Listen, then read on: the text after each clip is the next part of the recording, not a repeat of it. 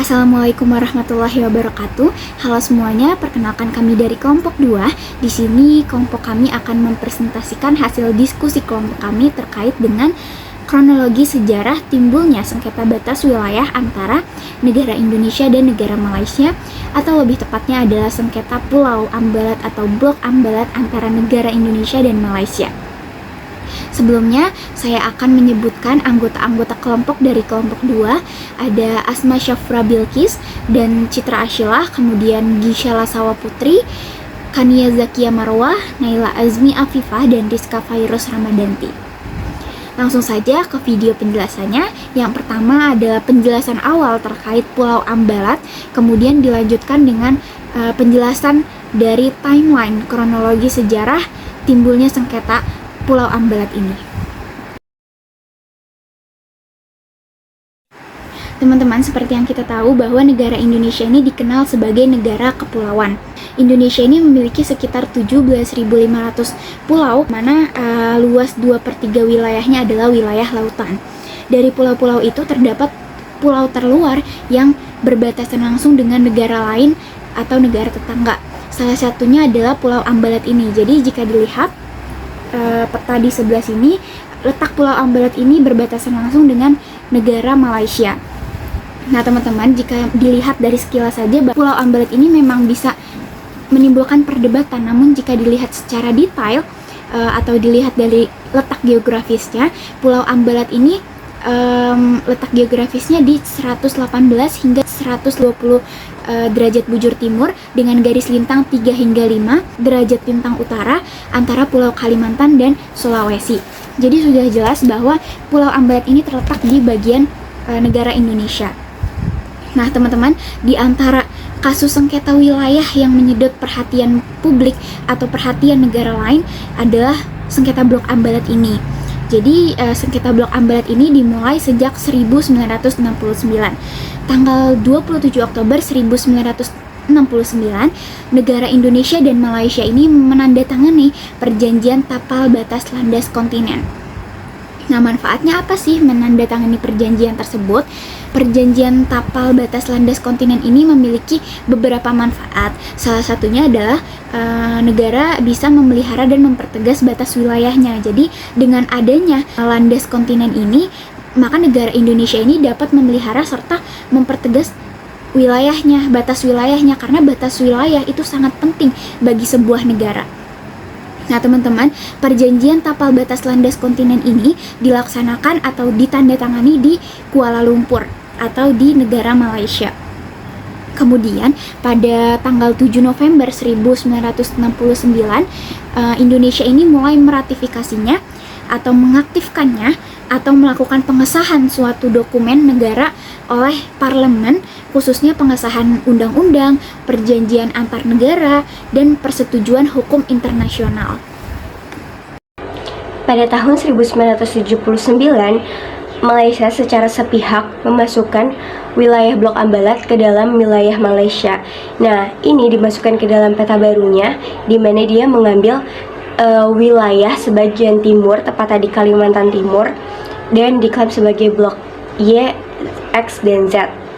Dan pada tahun 1980, aksi ini diprotes oleh Indonesia dan ditolak oleh Indonesia.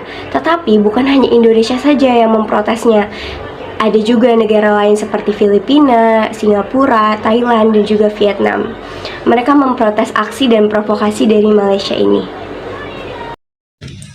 Akibat dari perbedaan pandangan dan saling klaim tersebut, Malaysia menurut hukum internasional UNCLOS tahun 1982 yang diyakini oleh Indonesia seringkali melakukan pelanggaran terhadap kedaulatan wilayah NKRI, yaitu pada 7 Januari 2005 kapal laut Malaysia KD Sri Melaka dilaporkan pernah melakukan pengejaran dan melakukan penembakan terhadap kapal nelayan Indonesia KD Jaya Sakti 6005 KM Wahyu 2 KM Irwan di Laut Sulawesi. Pada tanggal 6 Februari 2005, Malaysia mengumumkan Blok nomor 6 dan nomor 7 sebagai wilayah konsesi perminyakan baru yang dioperasikan oleh Petronas, Carigal, dan Shell. Lalu, tahun 2012 terjadi 475 kali pelanggaran yang dilakukan oleh Malaysia.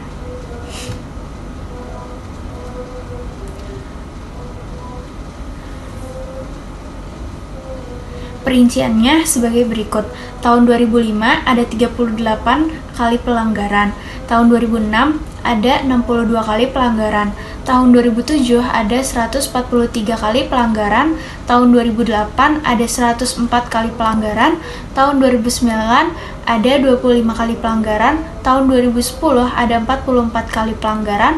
Tahun 2011 ada 24 kali pelanggaran. Tahun 2012 ada 35 kali pelanggaran.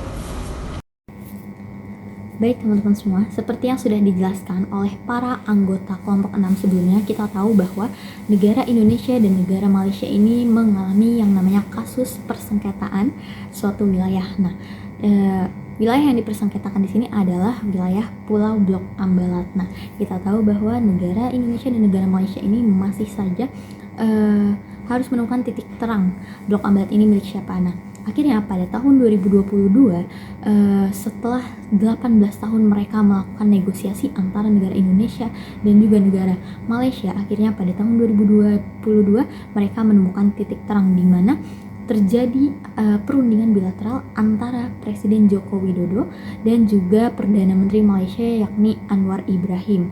Mereka melakukan perundingan bilateral dan alhasil menemukan titik terang bahwa memang Blok Ambalat ini adalah milik Indonesia. Nah, di sini saya akan membahas lebih dalam bagaimana sih cara penyelesaian kasus persengketaan Blok Ambalat antara negara Indonesia dan juga negara Malaysia. Jadi, ada 4 cara untuk melakukannya. Nah, di sini saya akan membahas 2 cara pertama. Yang pertama itu adalah perundingan bilateral yang seperti tadi sudah saya singgung di depan, bahwa perundingan bilateral ini adalah cara pertama apabila kedua negara ini mempersengketakan suatu wilayah. Nah, di sini Indonesia dan Malaysia mempersengketakan Blok Ambalat, di mana artinya mereka akan memberikan argumen mengenai wilayah yang dipersengketakan. Berarti Indonesia akan memberikan argumen atas Blok Ambalat dan juga Malaysia pun begitu. Nah, apabila hal ini gagal gitu ya, maka biasanya akan otomatis ke jalan alternatif lain, yaitu Indonesia akan memberikan argumen dengan menarik garis terluar pulaunya, karena kan Indonesia ini adalah negara kepulauan, di mana akhirnya Indonesia ini memakai cara itu dengan menarik garis pulau terluar, di mana sebagai patokan atau acuan untuk garis batas wilayah kedaulatannya. Sedangkan kalau Malaysia itu dia menggunakan peta tahun 1979 sebagai penyampaian argumennya. Nah, untuk petanya bisa teman-teman lihat di sini. Nah, ini dia gambar peta yang Malaysia gunakan untuk memberikan argumennya mengenai wilayah Blok Ambalat. Nah, kemudian cara kedua yaitu dengan wilayah Blok Ambalat ini dijadikan sebagai status quo. Apa sih maksudnya status quo? Jadi status quo ini adalah mempertahankan keadaan sekarang. Jadi maksud saya mempertahankan keadaan sekarang adalah pada saat itu ya antara Indonesia dan Malaysia kita nggak tahu siapa yang memiliki Blok Ambalat ini. Blok Ambalat ini letaknya di mana, jadi nggak tahu. Nah, kenapa harus dilakukan ini? Supaya ini untuk meredakan ketegangan antara negara yang satu sama negara yang lain tadi gitu ya.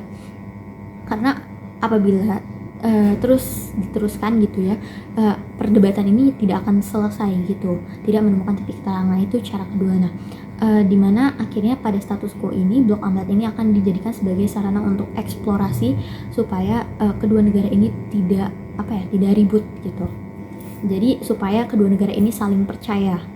Jadi perundingan bilateral ini kalau nggak salah pertama kali dilakukan itu pada tahun 2005 pada tanggal 9 Maret. Nah, di sini melibatkan kedua negara ini melakukan delegasi di mana terdiri dari atau diwakilkan oleh Menteri Luar Negeri Indonesia yakni Hasanuddin Sajude dan juga Menteri Luar Negeri Malaysia yakni Syed Hamid Akbar. Nah, pertemuan ini akhirnya menghasilkan 3 butir kesepakatan. Nah, kesepakatan yang pertama adalah yaitu pada saat pertemuan di Bali, itu pada bulan Maret tahun 2025, di mana Ambalat ini akhirnya persengketaan masalah blok Ambalat ini diselesaikan secara damai antara negara Indonesia dan juga Malaysia. Jadi mereka damai gitu ya. Supaya apa? Supaya ya tadi meredakan amarah satu sama lain gitu. Jadi mereka bersepakat untuk ya udah damai aja gitu. Nah, kemudian pada pertemuan kedua ini dilakukan di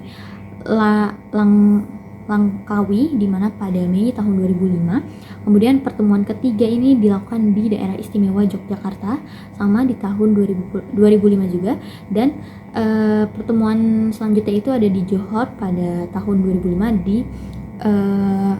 di Johor ya, bulan September.